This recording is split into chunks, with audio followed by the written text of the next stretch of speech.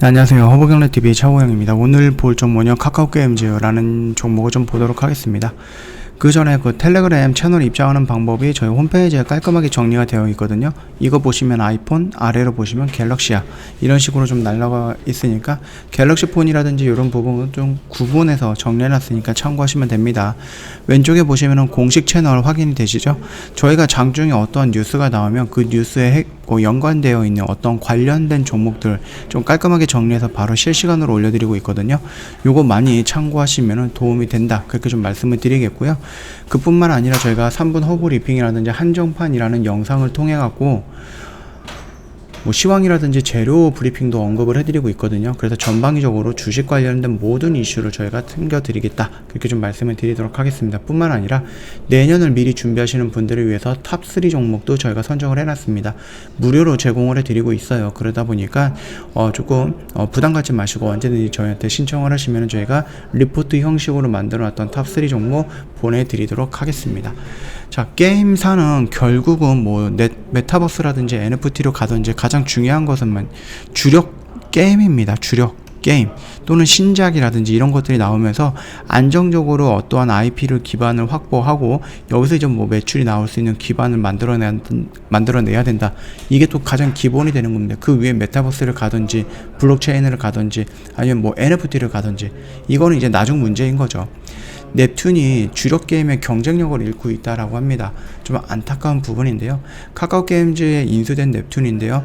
이 카카오게임즈가 넵튠을 이용해서 게임으로 주력하기보다는 그 이외의 것들에 주력하는 모습인 것 같아요. 그래서 넵튠 회사 자체가 게임으로서 유지가 될 것인지 아니면 뭐 다른 업종으로 변경이 될 것인지는 모르겠지만 일단은 조금 안타까운 부분은 맞죠. 카카오게임즈는 사업 포트폴리오를 다양화하기 위해서 넵튠을 계열사로 편입시켰죠. 그래서 캐주얼과 소셜 카지노 장르에서 큰 수익을 기록할 것으로 기대해 왔는데 두 장르의 수익성이 큰 폭으로 좀 떨어졌다라고 좀 보시면 될 것 같습니다. 일단 넵튠은 2018년도 새 먹거리 찾기 위해서 업비트 운영사 두나무와 함께 100억 정도 규모의 블록체인 투자금을 조성한 바가 있죠. 그래서 블록체인 게임 기반을 개발하는 메모리에도 투자하며 블록체인에도 관심을 보이고 신사업에 기웃되고 있다라고 이런 이슈가 나왔는데요. 결국은 새 먹거리를 찾아 나선 넵튠이 고유한 정체성인 캐주얼, 그 다음에 소셜, 카지노 게임에서도 반등을 하고 아니면 그냥 신사업으로만 존재감을 드러낼 것인지 중요한 그 기로에 있다, 그렇게 생각을 해주시면 됩니다. 그리고 이제 우리가 카카오게임즈가 좀 연결되어 있는 부분이 바로 보라코인이라는 부분이죠.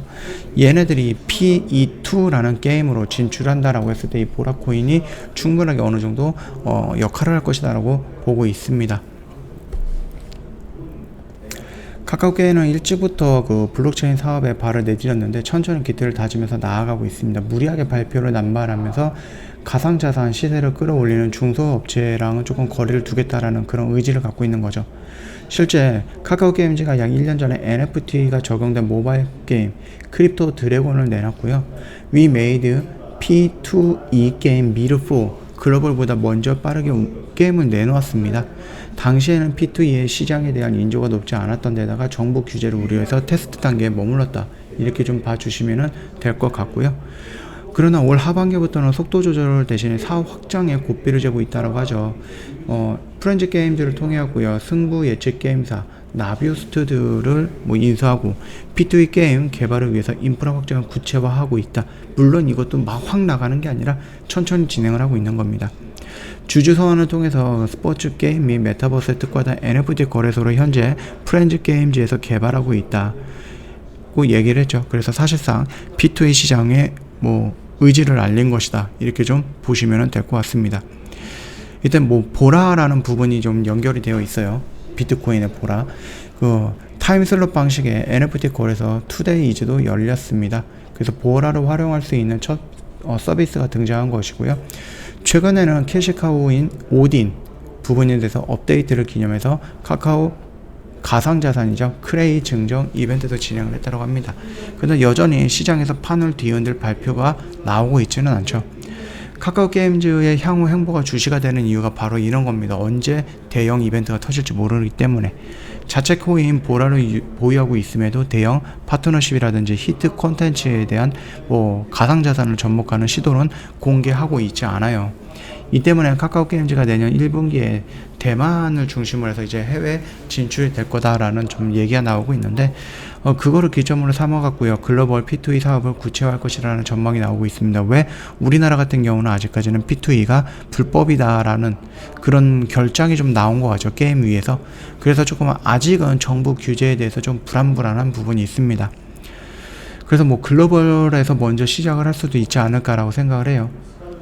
카카오 게임즈가 해외 법인을 통해서 오딘 개발사였죠, 인수했고, 라이온하트 스튜디오의 또 다른 주주인 위메이드인 타체, 위메이드 위믹스와 파트너십도 가능하다라는 부분도 제기가 되고 있습니다. 일단 생각하고 있는 부분이라든지 아니면 좀 진출할 수 있는 부분의 좀 확장성이라든지 이런 거는 카카오가 굉장히 많아요.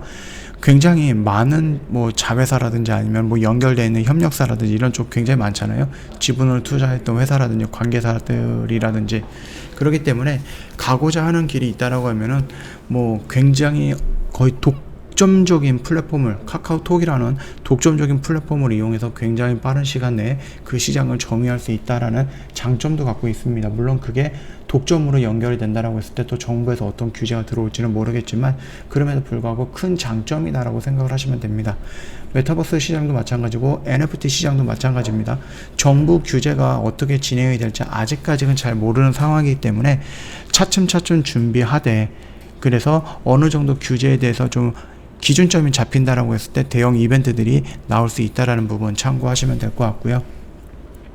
차트 흐름을 본다라고 하면은 지금 자리는 그렇게 위험한 자리는 아니다. 우리가 기다렸던 자리거든요. 여기서 이런 식으로 갈 거야 해서 여기서 좀 성급하게 들어가셨던 분들도 있지 않을까라고 생각을 합니다. 조금 걱정이 되는 부분인데, 일단 이 자리는 우리가 보고 있는, 제가 보고 있는 그런 자리이기 때문에 여기는 그렇게 위험할 것 같지는 않다라고 생각을 하고 있습니다. 그 점 참고하시면서 매매하시는데 좀 도움이 되면 좋을 것 같아요.